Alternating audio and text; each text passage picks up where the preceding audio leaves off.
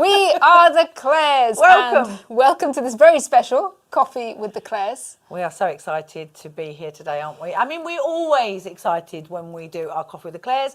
We get to see the production team, we get to come to the studio, we have a fabulous time, we get to see you and somebody else produces, so we can just sit and enjoy ourselves. You can just sit and have a chat. It's yes, nice. it's I like wonderful. It. But there is a reason we are here today. Of course. We are here to talk to you about the brand new 50 to 200 2.8 IS Pro. Oh, I mean, it's been all over the website. It was launched yesterday very early in the morning, and I'm sure you've seen and lots of information, but we are here to tell you all about it. We're here to show you some amazing images, and you can ask some questions to the person who has been shooting with this lens. So I think that's more important than anything. First, Claire, let's say hello to some of the people in the comment. We have lots of comments already. Jimmy Cheng. Hey, Hello, Jimmy. Did a photo walk with Jimmy. That was amazing. Hello, Stuart. And I also see Pernilla. Pernilla Hey, from Pernilla. Stockholm, rainy Stockholm. I'm off out there next week, which would be nice, doing a Craig photo just walk. got back from Sweden as well. He got some rain.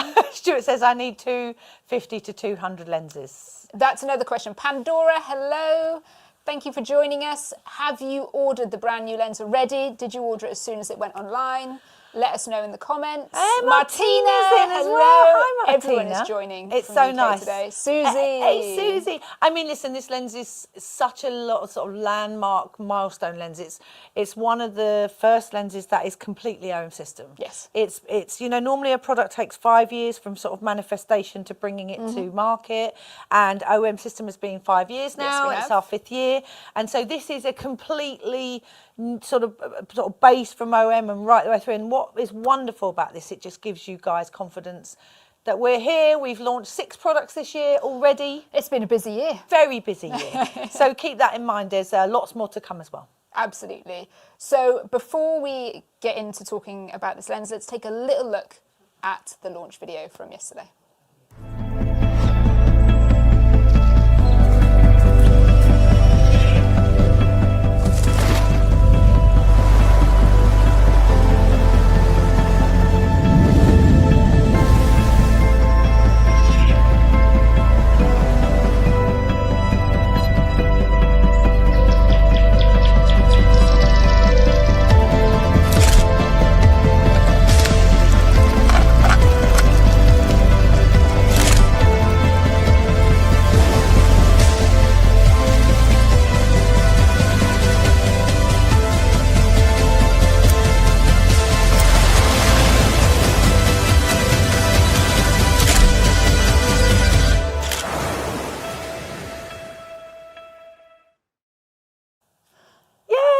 There you have it, a little introduction and a feature of our special guest today. I know. It's amazing because obviously we love this guest, and we're so pleased that she got to do the video and everything with the new product, so it's very happy. Lots and lots of questions. You've got questions, please put them in the comments.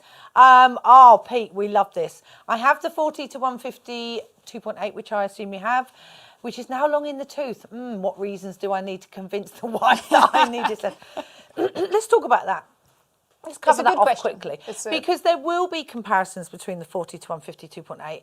Let's talk about technology. That lens was made in 2014. It was. So even though that is still one of our top sellers, it's an incredibly sharp and super fast lens, but it is now 11-year-old technology. This is going to be faster. It has image sync. So that again means that there's that piece of lens that mimics the sensor of the movement, of the movement sensor. So there are quite a few things that are different to the 40 to 150, and there will be a comparison because of the focal length. But that's pretty much about it. It's similar in focal length, but that's where it sort of stops, really. Yep. We'll talk a little bit more about the spec.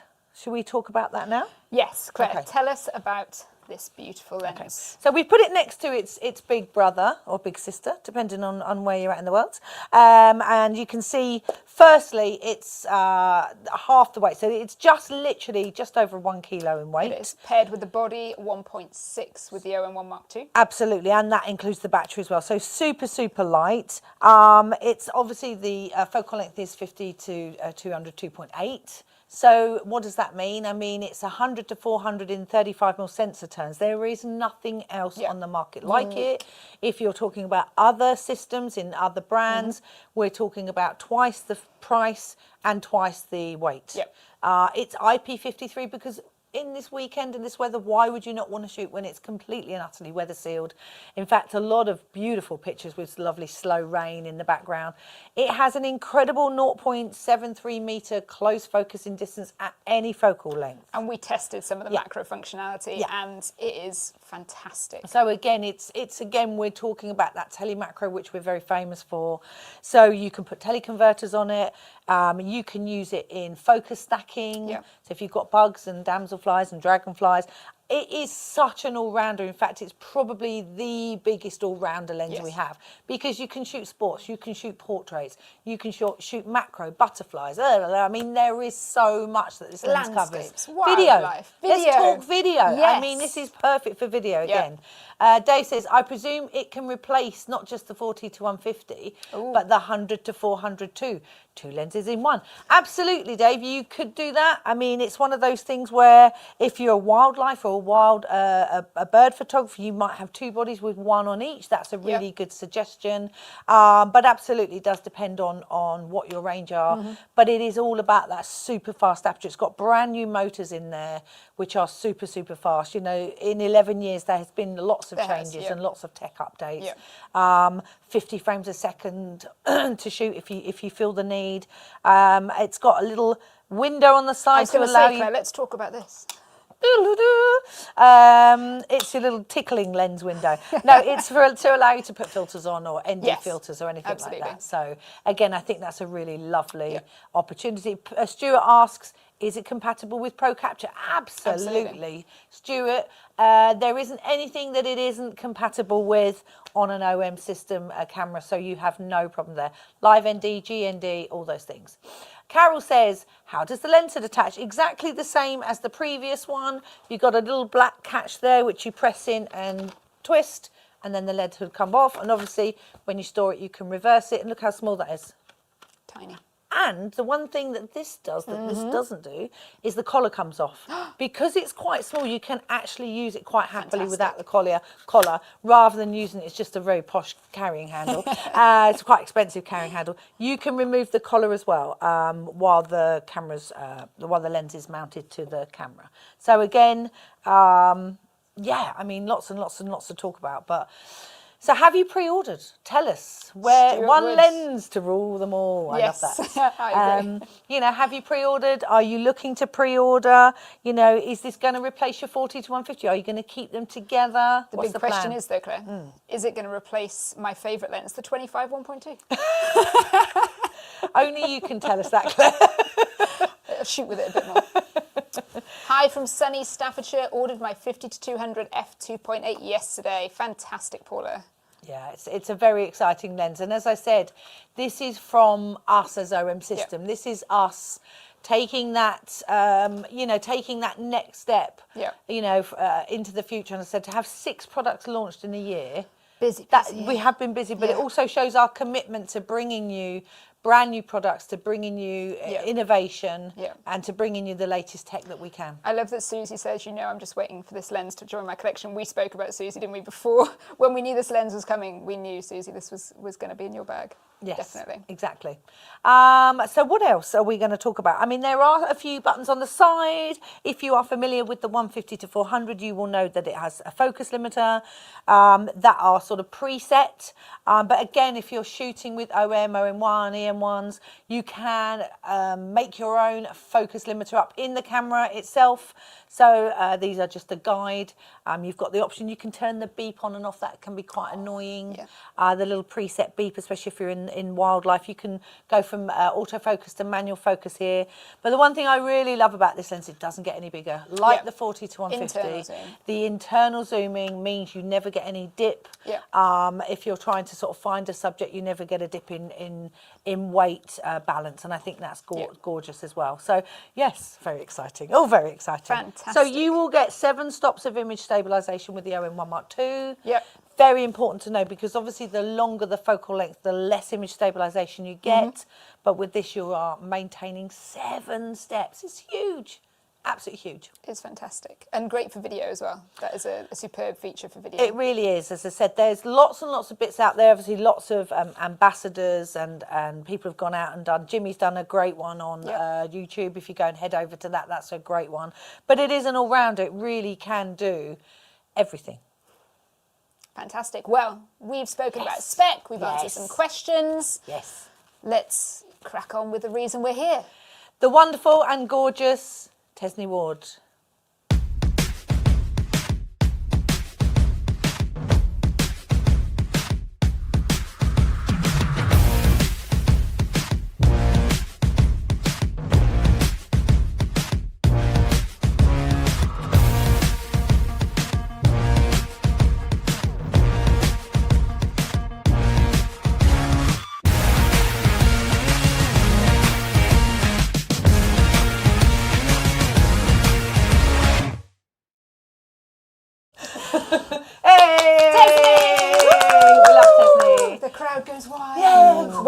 Welcome to the sofas. I love it. Is this mine now? Yes. I mean, I haven't drunk it, so absolutely yours. It's only vodka. How are you doing, Tesney? Oh, I'm good. It's been a busy few weeks, but I can't complain, and I'm so glad I know. we can finally talk you about it. You went on a wild adventure.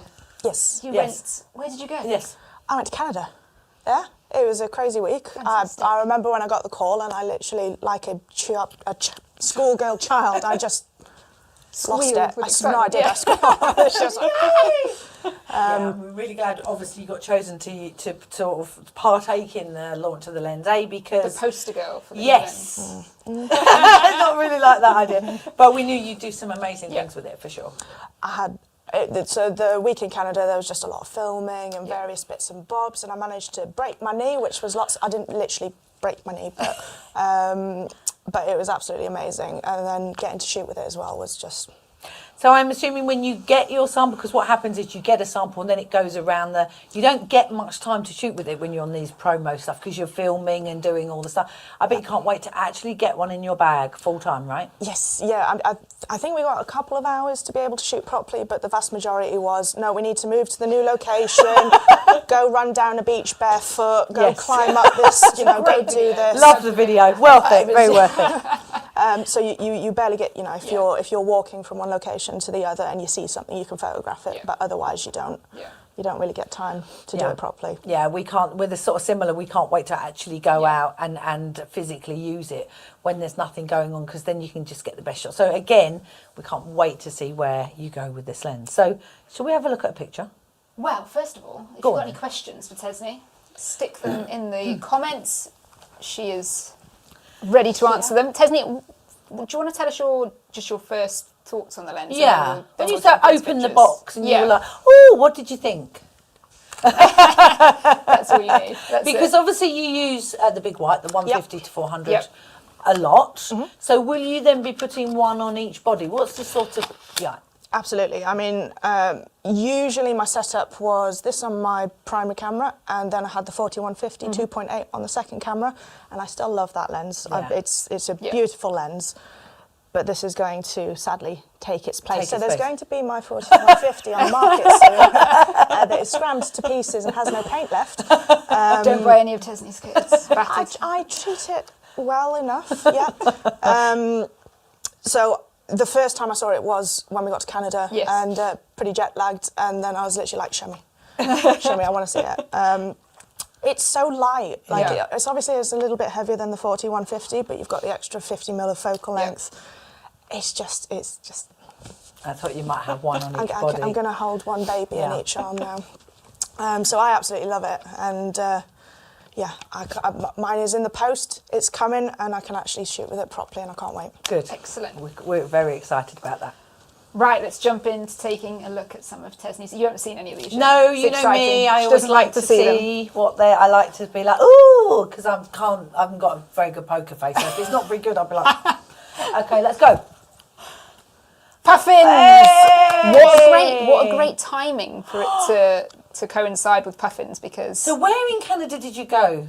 This is not in Canada. This is I was going to say, puffins in Canada? I mean, there are puffins in Canada. I saw one flying. Okay. Once. One. Yeah, once. Yeah. One lone puffin? No, so this was taken on Skoma Island. Backlit, Bookings open lovely. soon. Love it. This lens was absolutely perfect for Skoma. It's just the Skoma lens. It's the Skoma lens. I think somebody said that on. And this one of with the or others. without converter, would you say, for Skoma? Both. Yeah, because I take the both. 41-50-2.8, don't I? Do you remember every when year. we took the 150 to I 400 literally- and they were just so close? We were like, oh, it's too close. And anybody want to borrow the big white? Please carry it for me. And so I'm going to book Skoma for this lens next year. It excels. Like, I think because you've got the make a gap flexibility. for two of us, really. I can't anymore. I can't go anymore. You can go on by yourself. Yeah, that's true. We have to go by ourselves. We'll take Charlotte with us. All right. You can take alcohol. Look So at that detail. backlit, beautiful, and obviously the perfect puffin. I mean, look at the colour. I mean, we all love puffins, Yes. right? Yeah. So this is on Skoma, and this is early morning, late day. What's the sort of Sunset. This is Nice. sunset. Nice. Yeah. That is fantastic, isn't it? We love it. Who doesn't like a puffin? I mean, I reckon she's got a few puffin images. I definitely I have a few reckon that's puffin not images. the... Yeah, I definitely have a few puffin images. And how fast did you find it, like, locking onto the puffins? Like that. Instant. If you're using the subject detection, it just sort of nails it. And it's so versatile that, you know, when you're doing this kind of shoot, you've got the birds on the ground, but also you've got them all flying around. Yeah. So you have to very quickly jump from, you know, static-ish subject to, oh, this little 8-inch bird is flying at 50 miles an hour straight at me. Yeah. So it does give you that flexibility, which is really useful. Pandora, really excited about this lens. F2.8 for low light on safari trips will be amazing. Yeah, and you're absolutely right, Pandora. And when you're shooting with that image sync, so IS doesn't just stand for image stabilization, it stands for image sync when you're talking about OM lenses, and that does mean you will get super extra handheld options, whether it be early morning or later evening, and that does all make the difference when you're a wildlife or bird photographer for sure. Absolutely. Okay. Well, let's take a look at the next image. 3, 2, It's all right, Gav. It's all right. Canada. This is Canada. Okay, this is not Skoma Island. This is no, not no. This is not Skoma Island. Could you imagine Skoma? What there's bears about. Oh, I've always wanted to see Black bears in bears, the wild. amazing. Black bears are beautiful, are they? Oh, beautiful. We tried twice, and the first attempt was a few butts running into bushes. And it wasn't. It was not successful. Right. So we booked sort of a last-minute boat trip. And there were several companies doing it, and it literally comes through on the radio. We found one, and then all of the boats just go. Whoo. Yeah. Okay. But you sort of, you know, you've got no cover, you've got a life vest on, and the wind is smashing you in the face, and you're like, bears. That image stabilisation's really holding on. Oh, it really was. But yeah, we came across this mum and cub, and she was walking along the coastline. So it was quite tricky because when they were against all of the trees in the background, they blend in so them a bit. you lose them, and that's not a problem just for finding them, but it's also for photographing them and getting that separation. Yeah. So got plenty of images, but actually getting them to sort of punch was a little bit trickier. Yeah, I suppose that's why you see a lot of those type of images, like you say, when they're on the water or there's nothing behind them. Yeah. Because they literally lose themselves. I suppose that's the name of the game, right? Yeah. Lose themselves in that foliage, in the shadows. They can just sort of hide in the sort of dark areas. But still an incredible sighting though, right? Oh, it was great. Everybody was so giddy. The whole team did it, so we were just there, and it's like, oh my God, a bear. Like, there's a dot, and the dot's moving, and It's got a baby! It's got a baby! So what sort of settings are you shooting with this? Because you're in a boat, I assume. In a boat, and the light was pretty darn harsh, to say the very least. So because this is quite it is a fast lens, I was having to really sort of push the boat sometimes. Some of my settings I was pushing up to sort of 10,000 shutter speed. So because these bears, they were moving sometimes out into the light like here, and sometimes they were in the shadow, the settings and the exposure were changing very quickly. So the ISO was a little bit higher. And I believe I had the 1.4 converter on this one as well. Or I may have even had the 2 on. But, you know, it was trying to sort of compensate for the rapid changes in the light and conditions. Because when you've got a black bear in the shadow, this is really difficult to actually show it in the image. Yeah, I mean, even if you use like spot metering, you're never going to be able to pull out all that detail in an in system. You know, it's quite tricky, isn't it? Yeah. For sure. So Jane asks, what are your thoughts on the 50 to 200 and the 1.4 or the 2 times versus the 150 to 400, thinking of my trip to India in 2026? Take both. The thing is, with India, you can sometimes have some really close encounters, and then you can have some that are quite far away in the bush. So having that longer lens for some of those occasions will be really important. Yeah. But this lens excels because you can get the habitat shots, which in India is brilliant. Yeah, a bit context. But you can also get those closer up ones when you've got a tiger literally walking past your vehicle. Yeah. So, you know, how often do you go to India? If you go every year, I'm very jealous. But let's assume that you don't go very often, so don't short sight. Take both. Yeah, absolutely. Yeah, so it's such a difficult one, that one, isn't it? Because like you say, you think with places like Africa and India that everything's so far away, but we've all been and we know that there are things so much closer than you realise. And I think assume that everything's lens, going to be. but I think that lens is just a perfect, perfect one for it. And then add a converter or 2. Here's the question then. Yes. If you had to take one, Oh, no, don't. What? Where am I going? India. Am I going to India? Let's help Jane. If you're going to India and you had to take one. No, but That's I know not Jane. fair. I know Jane's husband also shoots OM. Okay, so they need we one also know. Yes. So Okay, we but get one in the family. Let's one do in the family. hypothetically. Hypothetically, if you had to take one, because I like to put her on the so spot. difficult. That's not though, fair. isn't it? I know. That's not fair. See, I would take. That's I like would saying take which the child do you love 50 to more. I've only got one, so just. Which child do you love more? You so know. have you. So just I would go personally 50-200. What about you, Claire? Well- Chuck a couple of converters in. Yeah, but if you're shooting white rhino on an and they're a long, long way, well, you're going to need both. Get the truck to. You would have 2 bodies. wouldn't No, you? but if you didn't, Claire, come Well, on. there's no but. I'd have 2 bodies. There's a game here. Play the game. Your You game's can wrong. refuse. You can Yeah, refuse to play I'm the game. refusing. I refuse to play the game. Why You would- can't ask me. Gavin! Gavin! answer that Play question. the game, Gavin. Answer my question. Someone in the audience. We have a Please. big audience. This is like a BBC studio. The smallest Gavin, one. the smallest one. Okay. Thank you, Gavin. Someone played the game. I did see a comment pop up asking if the 2 times converter is built in. No, it does not have a teleconverter built Yeah, in. Dave, so they're unlike the 150 to 400, which had a 1.25 teleconverter built in. This is just the lens 50 to 200. You would need to add an external converter to make the extra focal length. Jane said he's not going. So now you have to pick one. Thank you, Jane. Oh, Jane, I've got good eyesight. I can see I down love there. that. Yeah, you have very good eyesight. So But you have to pick one, Claire. Yeah, but I know that Jane will probably be taking 2 bodies.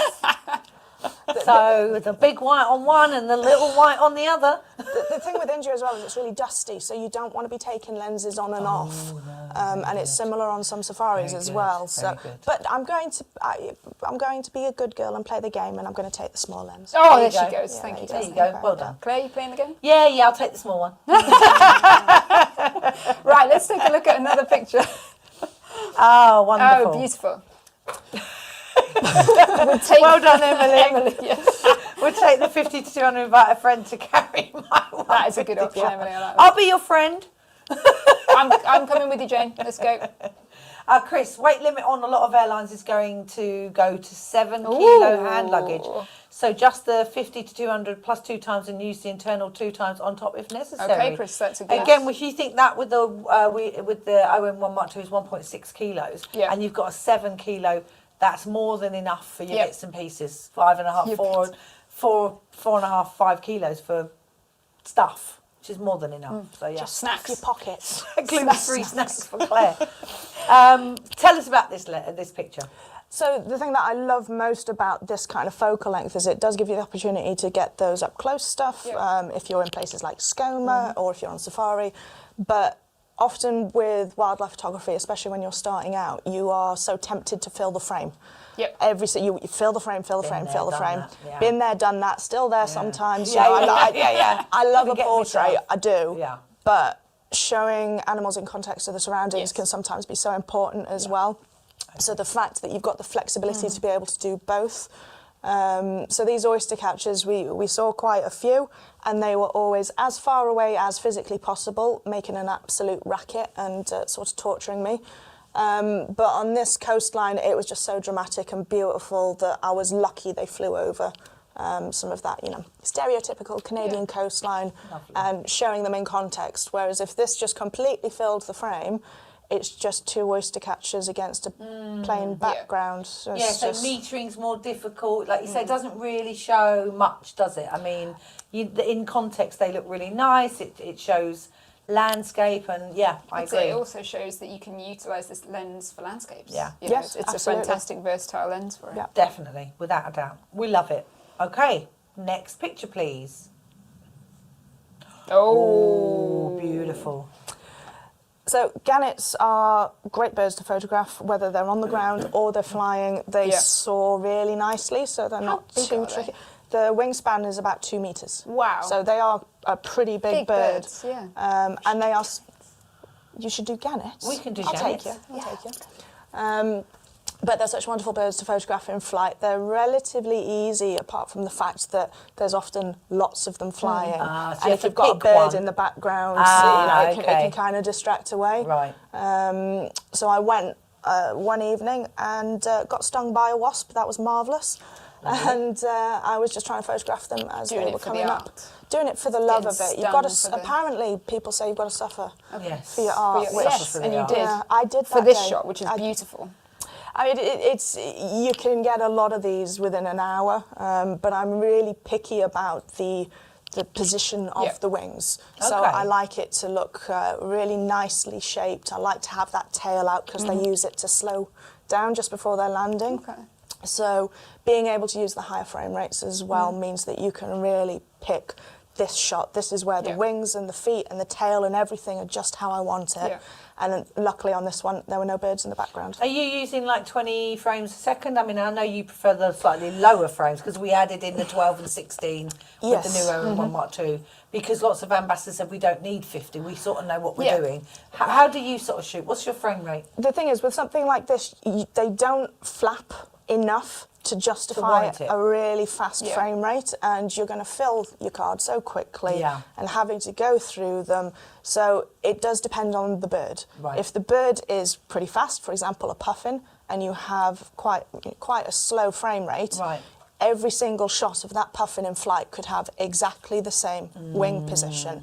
And if you're like me and you've photographed tens of thousands of puffins in flight, I want to make sure that that wing position is exactly how I want it, and I literally will delete the rest in the sequence just because I know it doesn't work for me. So for a gannet, you don't need it, but for something that's a lot faster, maybe garden birds, swallows, swifts, that kind of thing, you want that faster frame rate so that you can really pick which one out of the sequence is best. And of course you do gannet workshops, don't you? I do, yes, Yes, so we need to get on. We're inviting ourselves again. So Matthew asks, with the 1.4 teleconverter, how does image quality compare to the 300 f4? Or with the 2 times versus the 300. Okay. That's a really good question, because as I said, once the 150 to 400 came out, people would put a 300 on one and then the 150 400 on the other. But that could sort of change over a little bit, couldn't it? I love the 300 f4. I've gone back to using it again just because it's sort of, what happens is all the new stuff comes out and then you sort of, but the 300 is such a killer lens. It is so sharp and so quick, isn't it? So it's really tricky to answer that. Fixed focal length, that's the only thing. Fixed focal length, it used to be fixed focal length will always have the best optical performance compared to something with a flexible focal length. The 300 is so beautiful in so many ways, but realistically, are you going to notice enough of a difference, even if you pixel peep, between the 300 and the 5200 with the 1.4? I wouldn't personally say so. Because then you've got the flexibility of zoom. There is so much to be said about having that flexibility. The number of, when the 150-400 didn't exist, so I was using the 300 all the time. When it's your only option, you just you adapt. But when you then have something flexible, you realise just how many shots you've potentially missed. There's so much to be said about flexibility. And I think it's that thing, right? If you've got... Can you plug your microphone in? Have I gone Technical. Off? She's plugged in. Is that all good? Can you hear me all right? It is that thing where, you know, we were talking about this at the weekend with primes. And if you're doing street photography, primes are great because you can physically move. Yes. But if you're standing on the edge of a cliff, I can't really move Wouldn't really unless advise. I do you wanna see fall what I out. mean? forward, And it is about where you're sat and where you're at, for sure. And having that flexibility is super helpful. Yeah. Exactly. So I do think that makes... It's such a different... But I think it really does depend on where you're at, right? Yeah. So we definitely promote the primes when you're doing street because you work harder. Yeah, You definitely. don't be lazy in Zoom. But when you're needing that flexibility for wildlife and birds, then you should be able to. Peter says new lens would be ideal for our next trip to Colombia in January, but methinks I'll need Versus high frame rate. You can still hummingbirds there. You still shoot 50 frames a second with this lens, Pete. I mean, that's the joy of it. Yeah. It will still give you 50 frames a second, which is more than enough for hummingbirds, for sure. So Matthew says, tend to agree, took 100 to 400 on Safari rather than the 300 because I needed the zoom. Thinking, as I both have the teleconverters, I will need to get this to replace the 300 and the 40 to 150. It would be sad to lose them, but at the end of the 150, 400 replaced the 300. For me, it doesn't mean I don't still love that lens because I truly do. Right. But it's the flexibility.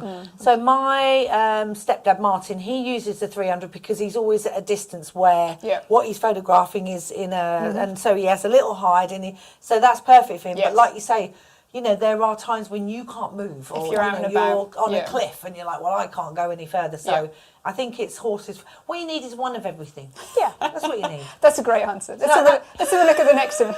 Let's have a look at the next image. Puffins in flight. Oh, look at that. So talk to me about the 2.8, because obviously when we do stuff like this, you wouldn't expect all of that bird to be in focus. They would be, but because the distance you are away from it, it's more likely to all be in focus, right? So I won't go into the differences between Micro Four Thirds and full frame when it comes to the depth of field, but with the OMSYSTEM.Cameras, you do have naturally a wider depth of field because we're using shorter focal lengths. Exactly. So when you're doing stuff like this, 2.8 can sometimes be plenty, and what you can't see in the background is there's a load of birds on the water where if they were more in focus, you're just going to see blobs that are going to distract away and draw you away from the main image. Right. So when you've got such a high frame rate at your disposal, so I can be picky about the wing shape, the position, but I can also be picky about the background. So when you inevitably have birds flying in through the back, those shots will just be deleted because I personally don't clone things out. So having that shallow depth of field means that the background, hopefully, is less likely to bring in any distractions. And if I mess it up, I'll just take more. Where there's one puffin, there's many puffins. But what's great is when you look at the settings, 2.8, we get that, but you're using, 3,200 shutter speed, super, super fast, and only 400 ISO. So when you can, and that's why this 2.8 button, 2.8 aperture comes in, because you get those super low ISOs and those super high shutter speeds. And that's why this lens is so awesome, for handheld especially. Emily says, hit that like button. What a stunning image. Yes, if you're liking the stream and you're liking, don't forget to subscribe. Don't forget to like this, because this is how we bring you more. This is how we know that you like what we do and we can keep bringing more. Yes. More. I love this image. It'll do. It'll do. If we got an image like this, we'd be like, look what we got. Oh my God. Well, that's why they look at that don't pay us the big bucks. Let's have a look at the next image. Duck. Love it. I love the reflections. Beautiful. Yeah. Single image? This was, so it was when we had that massive heat wave. It was oppressive and awful. So I'd be working in the morning, and then I had the afternoon off, and I was like, I've got the lens. I'll go for a walk. Let's do it. I'm going to go for a walk down the canal, and I'm going to see what I can find. and there was this lovely little shaded bit where some of the canal was in the light, some of it was in shade, so you were getting really good contrast. Yeah. So literally all I did here was I flipped that tripod foot around, so I was holding it at the top, and then I was dangling the camera just above the water level. Lovely. To try and get that, because otherwise it was literally a sheer drop onto the canal. Pin sharp. So because the lens is light and small, I'm able to shoot at awkward angles, and it's not putting a strain on my arm. And I've done that with the 150-400. Great as it is, this makes it even easier. Yeah, for sure. You can do it for a short while with the 154, but you are going to start to suffer a little bit after a while. It's just easy with this. Fantastic. Beautiful. And again, 2.8, so keeping it bright, keeping your ISOs really low, so getting the best you can out of that image. I love it. Next image, Gav, please. Oh, I love the contrast shadows. Very nice. Notice the shutter speed. Wow. Yeah. So, hello, Gav. We got a little journey. So what was happening here was the light, this is in the middle of the day, the light was incredibly harsh. Right. But because it was casting these wonderful shadows, so you've got the highlights, you've got the shadows, on the water behind, so all of that behind is water. Oh, wow. There were birds sat on that as well. So if I was bringing them out, it was just distracting it. It kind of looked just a bit messy, a bit dusty almost. So I needed to make sure that my depth of field wasn't too wide. I didn't want to bring them into focus. And yeah, that light was so harsh that, 16,000 shutter speed. It was necessary because I wanted to keep the 2.8. Jimmy loves it. He says Jimmy that loves it. contrast to the Thank white Jimmy. flying Yeah, bird. and when you're talking to a street photographer, shadows Loves is contrast. all about the contrast Yeah. and all about finding those shadows and stuff, which we did on Saturday. And did you do spot metering here? Yeah, I was going to ask that. So, ladies, Yes. I have used one type of metering for about 9 years And now. it's the evaluative of It is one. not. Oh, it's Woo! centre weighted? The best thing that you can do about your metering is whack it on centre weighted and forget about it for the rest of your life. How interesting. The thing with spot metering is if you're only metering on 1% of the frame it is on a tiny. subject that's constantly moving and Yes. you're also moving, it's far too erratic. Yeah. So unless you are perfectly I static agree. on a tripod and your subject isn't moving, even then we've got the exposure showing in the viewfinder and on the screen. Metering is less important for us. Set it to centre weighted, never change it again. Really? Yeah, I haven't changed it in How so interesting. long. Because obviously when we look at the metering, you sort of meter 37 different areas. Yeah. Centre weighted only meters 33% of the image. So it doesn't meter the rest of the image down the centre. That's really interesting. She's like, I've got this far with it. Yeah, exactly. It exactly. just works. It Yeah, just no, works. absolutely. Don't ask her how, it just does. I really like that. As Excellent. I said, I think it is about Yeah, I like finding it. what works for you, right? Yeah, 100%. Love it. Okay, next image, please, Gavin. More contrast, I love That's it. the moody puffin. Yeah, the moody I puffin. love We've got the the, moody flying puffin. puffin, we've got the backlit puffin, now we've got the moody I puffin. love it. Again, Here 2.8. for it. A lovely low ISO, so super lots Yeah. of quality and detail in the image. And again, this is sort of evening time. Yeah, so you can see that the sun was still starch. The sun was Absolutely. still harsh. Yeah, Yes, yeah, it yeah, was, yeah. yeah. Everybody knows what I'm talking about. So you've not got those sort of golden hues yet. Moody puffin. But it was soon to set behind a hillside. Okay. So there was this one area where there was a beam of light, and when the puffins were moving into it, it was just absolutely perfect. It So- has that face. I want that lens. It does. It Yes, does. Jimmy. How Yes, can it you does. tell? Yeah, it's absolutely beautiful. And again, I mean, it's about Oh, having look at it. context, isn't it? You don't, the colour, I mean, the light just That sort of light is moves. so beautiful. So lovely. And look at the So eye. sharp. Really see the eye look. Yeah. Absolutely lovely. Look at This the is eye. the one, Tesney. Gorgeous. You think? Yeah. Yeah. Light on the face. Calling it my favourite shot. That's it. Oh. I haven't seen the rest. We're going to disagree quite harshly. Oh, we Wait. love the disagreeing. I love that. Absolutely beautiful. And this is why, if you've never been to Scone or if you've never photographed puffins, You must, You yeah. should. They are Absolutely. the most incredible Yeah. birds to photograph, aren't they? Yeah. You know, we're very, very lucky to get them here. and you got to travel a little bit for them, but they are so worth it, every single shot. So you can do your context, you can do your sort of reflex. There's so much, the portraits, and fab. Love it. Next image, please. Oh, red kite. It is a red kite. A little bit of a change for me. I don't usually do them. Oh, why? How? What? Well, I got bitten at least 18 times by a horsefly within the space of 30 minutes of this, and then you saw me at Bird Fair with my legs. This was the day before. So were you just in a place where there were loads? It was just a farm. It was an open space, and I got absolutely. I've never been bitten by one knowingly before, and I got mauled. I wonder why. Just sort of saw you coming. Give us that lens. Yeah. Well, yes. It was hidden in a snood. They couldn't tell it was there. So it was quite harsh light, middle of the day. This is about 3 o'clock in the afternoon. Blue skies, so that time of day with blue skies is not ideal. Colour, It is quite contrasty. Yeah. That Bird Fair week was hot and sunny. So it was very warm in those gazebo-y, tunnel-y things. Yes. But I thought, I'll get some shots. You know, they are still very aesthetically pleasing They birds. are. I love the shape on them. Yeah. And when they were banking, because they're swooping down to try and get food, so when they were banking and moving down, the light was catching them quite nicely. Right. So it was, if you've ever done a red kite feeding station or hider or anything, they just swoop round, and then all of a sudden they will bank down and they move incredibly quickly. They are fast.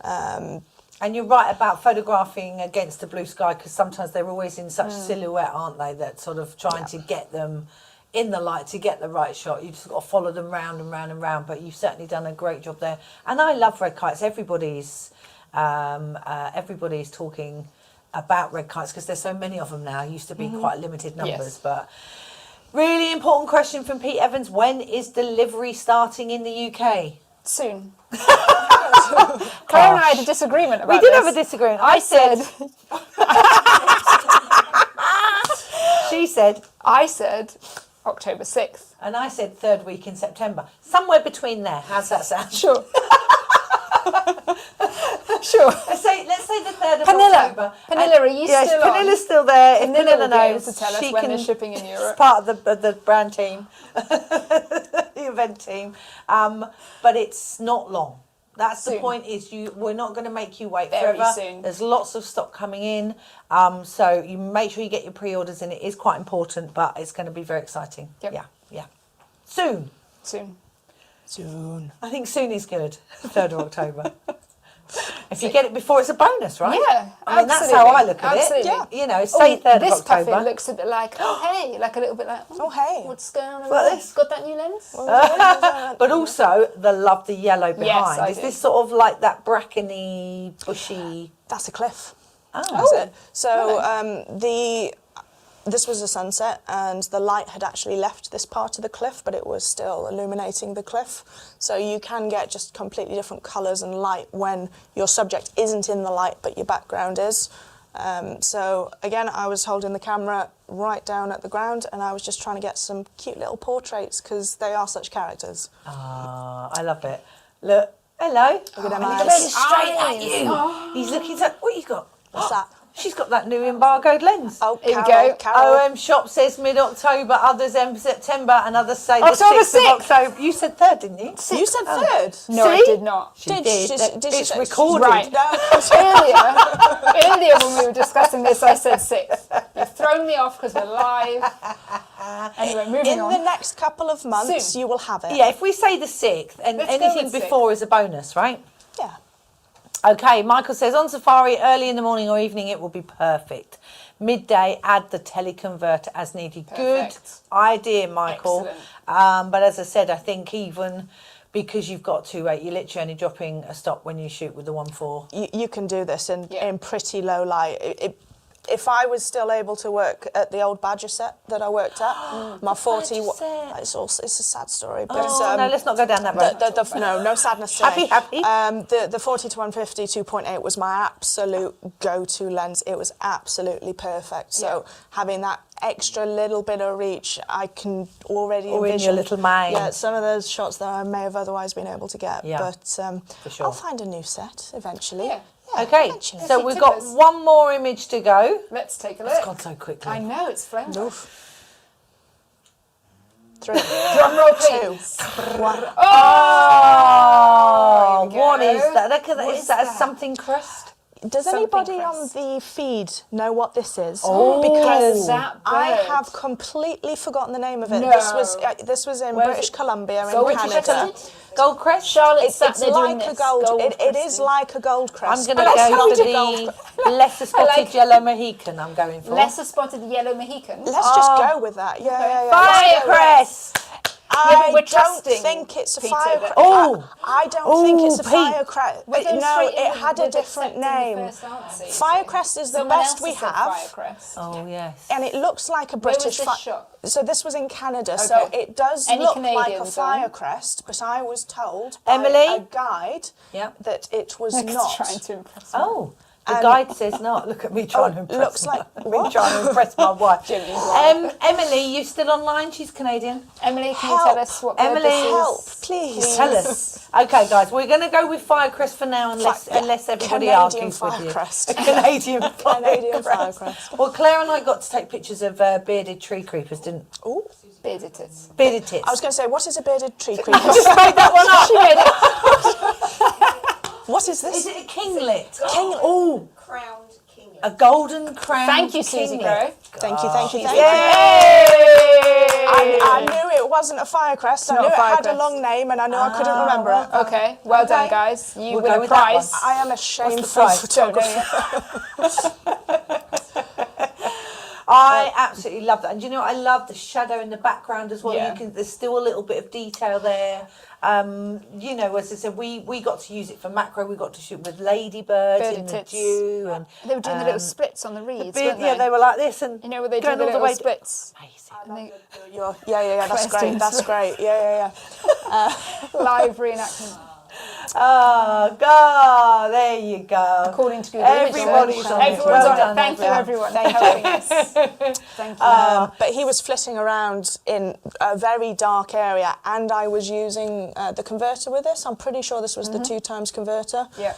So my ISO Super. was a lot higher. I was pushing this to 3200. Nice. Because he did not stop for, like Goldcrest and Firecrest in the UK, he did not stop for 1 second.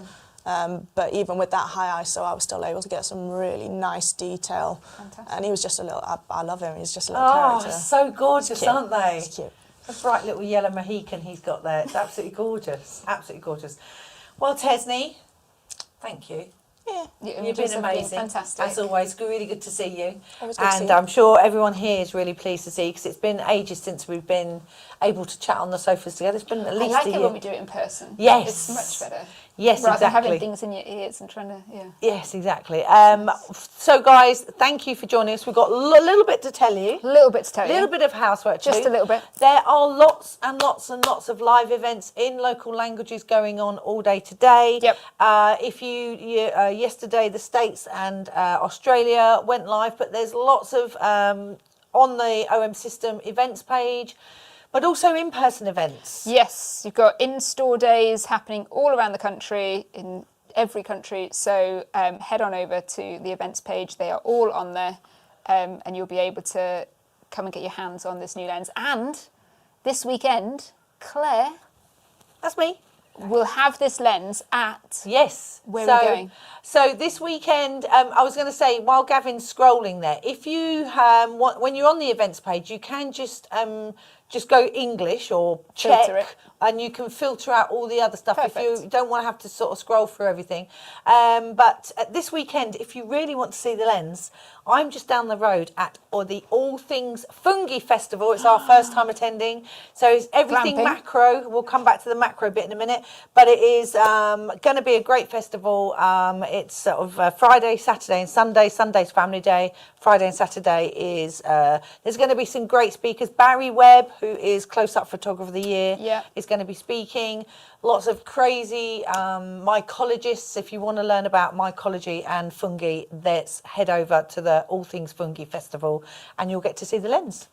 Fantastic. Promotions. Talking of fungi, and it is fungi season. So we are in fungi season. We are expecting to see lots of you taking pictures of fungi and mushrooms. But we have a promotion running, which is our cashback and instant save promotion, up to £200 on an OM3. There's a cashback on lenses on the 60 and the 90, and also on the fabulous OM1.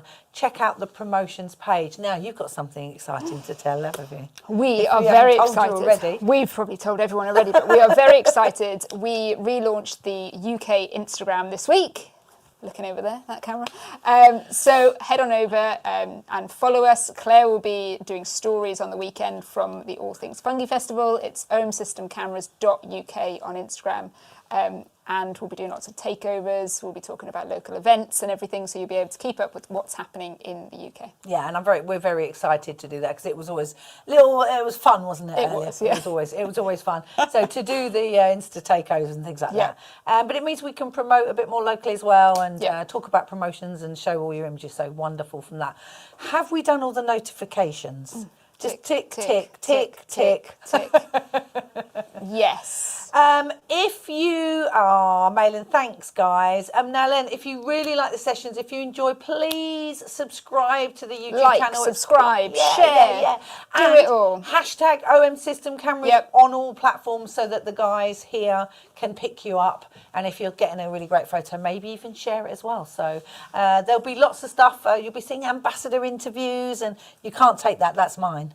Oh. She won't notice, it's fine. She won't notice. So I said, wonderful. We're really excited, aren't we? Next week in Stockholm, and then the week after I hit the streets to show the world the lens. So very excited. There we go. Get your pre-orders in, and we'll see you very soon. Thanks to Tesney. See you again soon. Thanks, guys. Take care. Bye. Bye.